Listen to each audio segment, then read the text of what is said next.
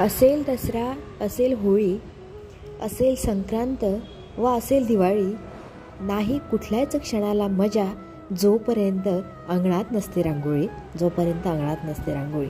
नमस्कार, मी वैशाली आपल्या या लाडक्या यूट्यूब चॅनलवरती आपल्या सर्वांचं मनापासून स्वागत करते.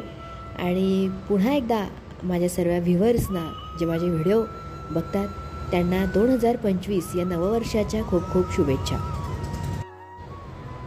कुठलाही सण असो, समारंभ असो, मग ते लग्न असेल, साक्षगंधाचा कार्यक्रम असेल, डोहाळे जेवण असेल, बारसं असेल, लग्न असेल वा आपला हिंदू धर्मातील कुठलेही सण असतील, तर सण कुठलाही असो, रांगोळीशिवाय त्या सणाची मजा नाही. रांगोळी म्हणजे अंगणाचं मांगल्य, अंगणाची शोभा. जोपर्यंत दारात रांगोळी नसते तोपर्यंत दाराला शोभाच येत नाही, अंगणाला शोभाच येत नाही. अंगणात रांगोळी दिसली तर त्या घरामधली सकारात्मकता दिसून येते, त्या घरातील स्त्रीचं कलाकौशल्य दिसून येतं. आता तुम्ही म्हणाल रांगोळीमध्ये कुठलं आलं कलाकौशल्य? तर जेव्हा एखादा कलाकार रांगोळी साकारतो तेव्हा तो खऱ्या अर्थाने एक नवीन कलेला जन्म देतो. त्यामधल्या बारीक सारीक रेषा असतील, रंगसंगती असेल, छोट्या मोठ्या बारीक गोष्टी असतील की ज्या खरं तर पाहण्याला दिसणार नाही, परंतु जेव्हा आपण त्याचं जवळून निरीक्षण करतो तेव्हा त्यातलं सौंदर्य असं हळूहळू खुलत जातं आणि ते सौंदर्य खुलवण्याचं काम तो कलाकार करत असतो. आणि म्हणून मला असं वाटते की खऱ्या अर्थानं कलाकार ही एक आईच असते.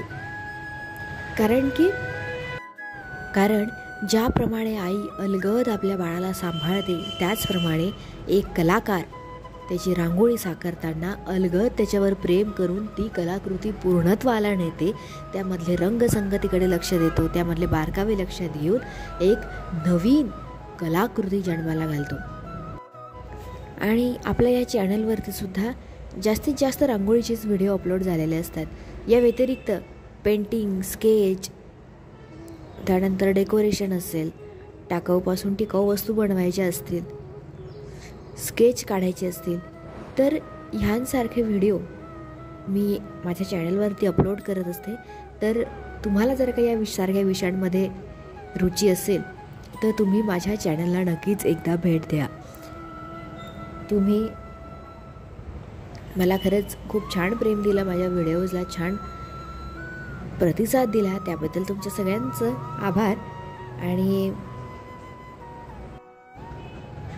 तुम्ही जर का माझ्या चॅनलला जास्तीत जास्त व्ह्यूज दिले, सबस्क्राईब केलं, लाईक केलं, शेअर केलं, तर मला एक मोटिवेशन मिळेल आणि त्या मोटिवेशनमधून मी अधिक नवनवीन व्हिडिओज आपल्या सर्वांसाठी घेऊन येण्याचा प्रयत्न करेन.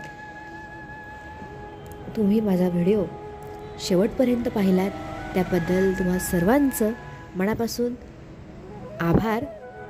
असंच मला मोटिवेशन देत जा. माझ्या चॅनलला लाईक करा, सबस्क्राईब करा, शेअर करा. आणि काही तुमचे सजेशन्स असतील तर ते कमेंटमध्ये नक्की सांगा. आपल्या सजेशन्सचं मी नक्कीच स्वागत करेन. आणि पुन्हा तुम्हा सर्वांना नवीन वर्षाच्या शुभेच्छा आणि थँक्यू.